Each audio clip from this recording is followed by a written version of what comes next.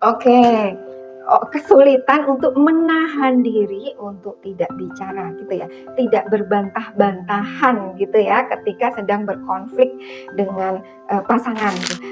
Nah ini nih ya, bahkan untuk diri saya sendiri ya, akhirnya pola komunikasinya ini perlahan berproses bisa diperbaiki ketika saya membaca sebuah riset ya, riset, yang dilakukan oleh psikologis ya, Albert Mehrabian, yang di situ tuh, memaparkan bahwa ketika kita berkomunikasi ya, kata-kata itu hanya diserap 7%. 7%. Bayangkan nih, kita sudah ngomel, kita sudah marah panjang lebar dengan pasangan, tapi yang dia serap hanya 7%. Nah, capek kan? Capek. Lalu yang 38% apa? Yang ditangkap ya, yang ditangkap oleh lawan bicara kita. 38%-nya ya. Intonasi suara kita. Kemudian jeda ketika kita bicara ya. Jadi kita itu bicaranya itu dengan teriak-teriak atau dengan pelan, kemudian kita bicara itu cepat, atau kita beri jeda. Misal, Bunda itu tidak suka kalau ayah seperti ini, atau Bunda ini nggak suka kalau ayah itu seperti itu. Coba lihat bedanya. Kemudian yang paling banyak tuh yang bikin saya wow, wah saya perlu perhatikan ini nih ya.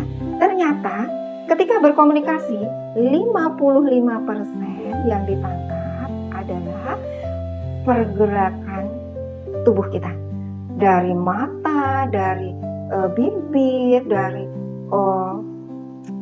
tangan gitu ya, pokoknya ya body movementnya, wajahnya, kemudian emosi yang terpantul gitu ya, yang keluar seperti apa. Lihat 55% ya, jadi udah kita kasih nasihat yang bagus-bagus gitu ya, tapi ketika kita sampaikan dengan teriak-teriak, dengan wajah yang penuh kemarahan, maka yang ditangkap adalah emosi marah kita.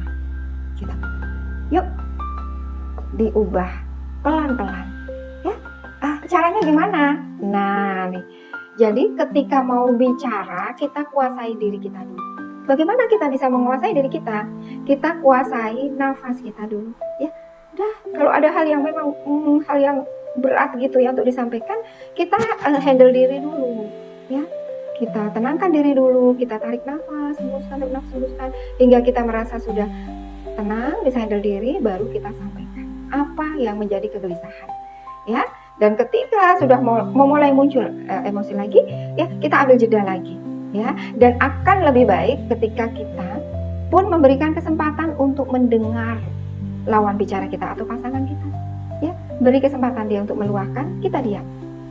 Dan insya Allah ya, kita itu kan mirroring ya, matching mirroring ya, sebenarnya saling memantulkan energi juga ya. Ketika kita beri kesempatan sama pasangan tuh ya, nanti ketika kita bicara pun pasangan pun akan diam mendengarkan kita. Dan ini bukan suatu hal yang instan ya, perlu dilatihkan. Ingat ya, ketika komunikasi 7% kata-kata yang ditangkap, 38% dari intonasi, jeda ketika bicara, dan 55% dari body movement ya, dari emosi kita. Oke, iya, semoga semakin membaik ya komunikasinya.